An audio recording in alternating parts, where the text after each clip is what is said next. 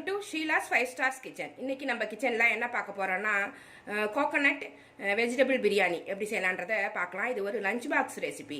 நம்ம எப்பயுமே லஞ்ச் பாக்ஸ்க்கு வந்து எலுமிச்சை சாதம், புளி சாதம், தக்காளி சாதம் அப்படி கொண்டு போவோம். வாரத்தில் ஒரு நாளாவது ஒரு கொஞ்சம் காரசாரமாக ஒரு டிஃப்ரெண்ட்டான ஒரு ரெசிபி கொண்டு போகும்போது குழந்தைங்களுக்கும் நல்லாயிருக்கும், ஆஃபீஸ் போகிறவங்களுக்கும் ரொம்ப இன்ட்ரெஸ்ட்டாக எடுத்துகிட்டு போவாங்க, சாப்பிட்றதுக்கும் நல்லா டேஸ்ட்டாக இருக்கும். வாங்க இது எப்படி செய்யலான்னு பார்க்கலாம். அதுக்கு முன்னாடி நம்ம சேனலை சப்ஸ்கிரைப் பண்ணி வச்சுக்கோங்க, கூடவே இருக்கிற பெல் ஐக்கானே ப்ரெஸ் பண்ணி வச்சுக்கோங்க. Thank you friends. Coconut vegetable biryani பண்ணுறதுக்கு கொஞ்சமாக எண்ணெய் ஊற்றி சூடு பண்ணியிருக்கேன். ஒரு 5 ஸ்பூன் எண்ணெய் இருக்கும். அது கூட கொஞ்சமாக நெய் போட்டுக்கிறேன். 2 ஸ்பூன் நெய் போட்டுக்கிறேன் நான்.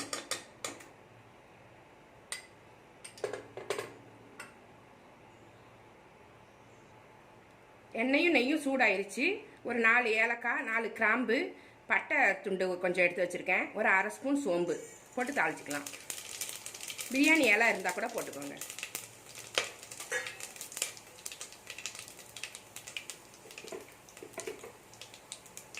ரெண்டு பெரிய வெங்காயம் நீளமாக கட் பண்ணி வச்சுருக்கேன். அதை இது கூட சேர்த்துக்கலாம். 2 டம்ளர் அரிசி எடுத்துருக்கேன். அதுக்கு தேவையான காரத்துக்கு பச்சை மிளகாய் போட்டுக்கிறேன். இதில் வந்து நம்ம காரப்பொடிலாம் எதுவுமே போட போகிறது கிடையாது. அதனால் நம்ம பச்சை மிளகாயை காரத்துக்கு போட்டுக்கலாம். காரம் எவ்வளோ தேவையோ அதுக்கு தகுந்த மாதிரி பச்சை மிளகாய் தான் சேர்த்துக்கணும். மிளகாத்தூள், காரம், கரம் மசாலா அதெல்லாம் நம்ம இதில் சேர்க்க போகிறது கிடையாது.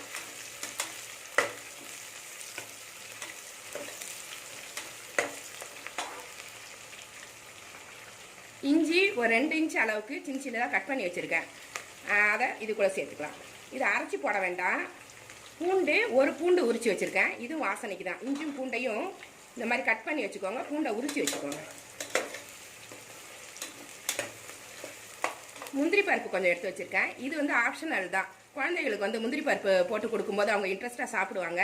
அதனால் இதையும் இது கூட சேர்த்துக்கிறேன்.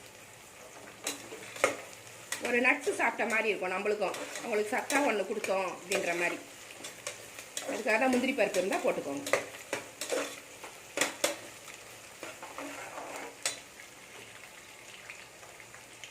கொஞ்சமாக கருவேப்பிலை.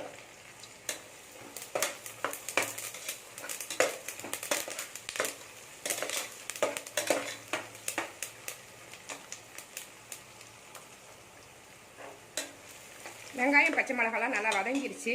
இப்போ காய்கறியை சேர்த்துக்கலாம். பீன்ஸ் கட் பண்ணி வச்சுருக்கேன் கொஞ்சமாக, ஒரு கப்பு பீன்ஸு. எல்லா காய்கறியுமே கொஞ்சமாக போட்டுக்கிட்டிங்கன்னா நல்லாயிருக்கும். நிறைய போடும்போது காய்கறி அதிகமாக போயிடும், அப்புறம் சாதம் கம்மியாக இருக்கும்.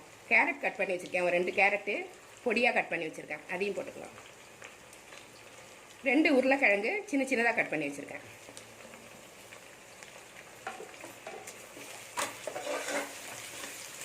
இதையும் போட்டு நல்லா வதக்கிக்கோங்க. நல்லா வதங்கட்டும் இந்த எண்ணெயில் கொஞ்சம் நேரம்.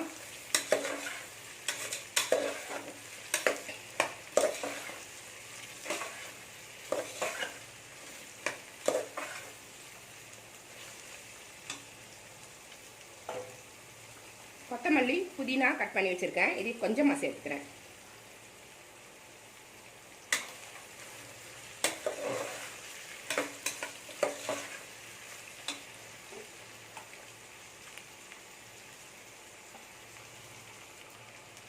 ஒரு பிஞ்சு அஜினோமோட்டோ போட்டுக்கிறேன். உங்களுக்கு பிடிக்கலன்னா இது சேர்க்க வேண்டாம். எனக்கு இது சேர்த்து பழக்கமாயிடுச்சு.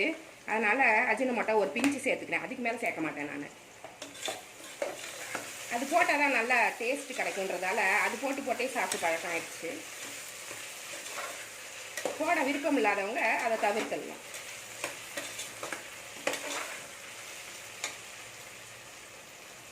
ரெண்டு டம்ளர் அரிசி ஊற வச்சுருக்கேன். அதுக்கு தேவையான உப்பு போட்டுடலாம். இப்போ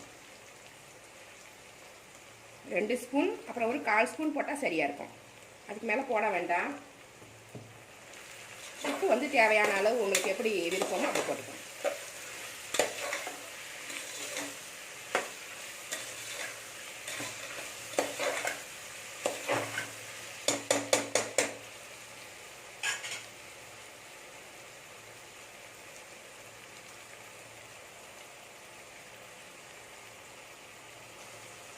புளிப்புக்குன்னு பார்த்தீங்கன்னா நம்ம வந்து தக்காளி சேர்க்கலை இந்த பிரியாணியில். எலுமிச்சம்பழம், ஒரு 1/2 எலுமிச்சம்பழம் இதில் புழிஞ்சு ஊற்றிக்கிறேன். தக்காளி போட்டால் பிசு பிசுப்பு உண்டாயிடும்.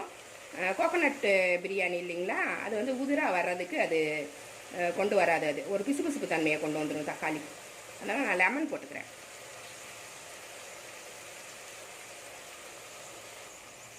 பிரியாணி செய்கிறதுக்கு இன்றைக்கி வந்து நான் பாஸ்மதி ரைஸோ இல்லைனாக்கா சீரக சம்பாவோ எடுக்கலை. இது நம்ம வீட்டில் சமைக்கிற ரைஸு, புழுங்கல் அரிசி, ஆந்திரா பொன்னிலாம் நம்ம வாங்குவோம் பார்த்தீங்களா. அதனால் இது வீட்டு ரைஸில் தான் இன்றைக்கி நான் செஞ்சு காமிக்க போகிறேன். ஏன்னா இதுதான் நம்ம கைக்கு வாட்டமாக எப்போவுமே நம்ம வீட்டில் ஸ்டாக் இருக்கும். இதை வச்சு செய்ய பழகிட்டிங்கன்னா ஈஸியாக எல்லா ரைஸுமே செய்கிறதுக்கு நம்மளுக்கு நல்லாயிருக்கும்.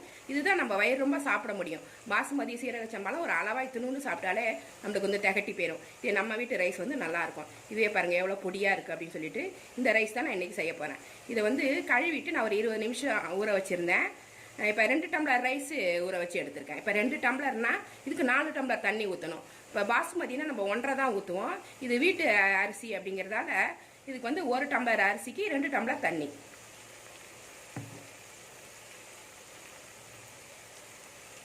அரை மூடி தேங்காய் பால் எடுத்து வச்சுருக்கேன். இதை ஊற்றிட்டு பத்தலைன்னா தண்ணி ஊற்றிக்கலாம்.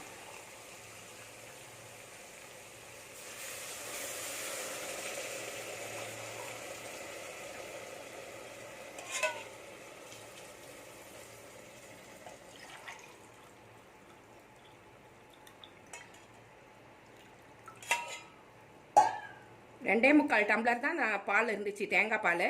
இதுக்கு வந்து 4 டம்ளருக்கு எவ்வளோ குறையுதோ அதை வந்து நான் சாதா தண்ணி நம்ம வந்து ஊற்றிக்கலாம்.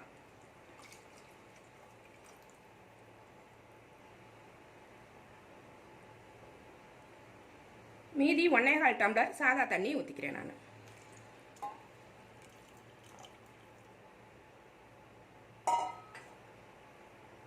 இது நல்லா கொதிச்ச உடனே நம்ம அரிசியை போட்டு மூடி விடணும். அதான் தண்ணி கொதிச்சிருச்சு, அரிசி இதில் சேர்த்துடலாம். ஒரு டம்ளருக்கு 2 டம்ளர் தண்ணி வைக்க சொல்லியிருந்தேன். உங்கள் ரைஸ் வந்து சீக்கிரமாக வெந்து போயிடும், ரொம்ப குழஞ்சி போயிடுற மாதிரி இருந்துச்சுன்னா கொஞ்சமாக குறைச்சிக்கோங்க, ஒரு 1/4 டம்ளர் குறைச்சிக்கோங்க. என்னோடய ரைஸ் நல்லா வேகும், அதனால் 1க்கு 2 வச்சா தான் கரெக்டாக இருக்கும்.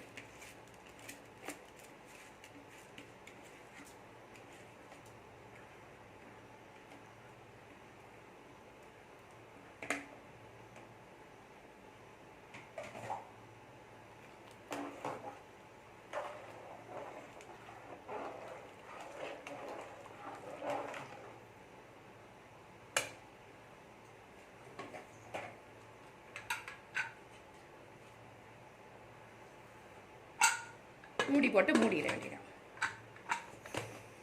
இது 2 விசில்லேருந்து 3 விசில் வரைக்கும் வச்சு எடுத்துக்கோங்க. நான் வந்து 2 விசிலில் நிறுத்திடுவேன். சில பேர் 3 விசில் வந்தால் பரவாயில்லன்னுவாங்க. அது மாதிரி நீங்கள் வச்சு எடுத்துக்கோங்க. நான் வந்து 3 விசில் இல்லைனா 2 விசிலில் நிறுத்திடுவேன்.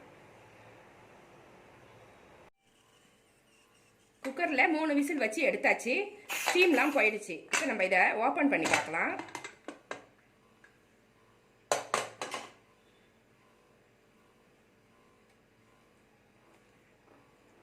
இப்போ கரெக்டாக உதிரியாக வந்துருச்சு பாருங்கள். கோகோனட் வெஜிடபிள் பிரியாணி சூப்பராக ரெடி ஆகிடுச்சு. இந்த மாதிரி உங்கள் வீட்டில் நீங்கள் செஞ்சு பாருங்கள். இதுவும் நம்ம வீட்டு ரைஸில் செய்கிறதால டேஸ்ட்டும் நல்லாயிருக்கும். குழஞ்சி போயிடும் அப்படிங்கிற டென்ஷன் இல்லாமல் செய்யலாம் நம்ம வீட்டு ரைஸில் செய்யும்போது. நீங்கள் இது மாதிரி செஞ்சு பாருங்கள். இதை ஒரு பிளேட்டில் எடுத்து நான் அப்போ காமிக்கிறேன்.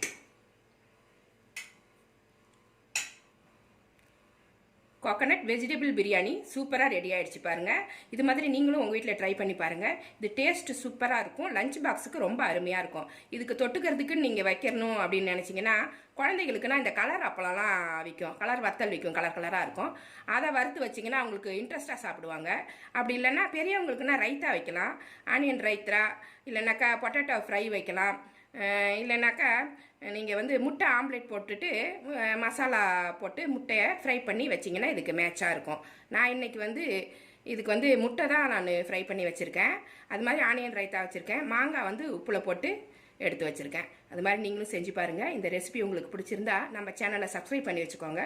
கூடவே இருக்கிற பெல் ஐக்கானே ப்ரெஸ் பண்ணி வச்சுக்கோங்க. இவ்வளோ நேரம் என்னோடய வீடியோவை பார்த்தா எல்லாருக்குமே நன்றி. Thank you friends.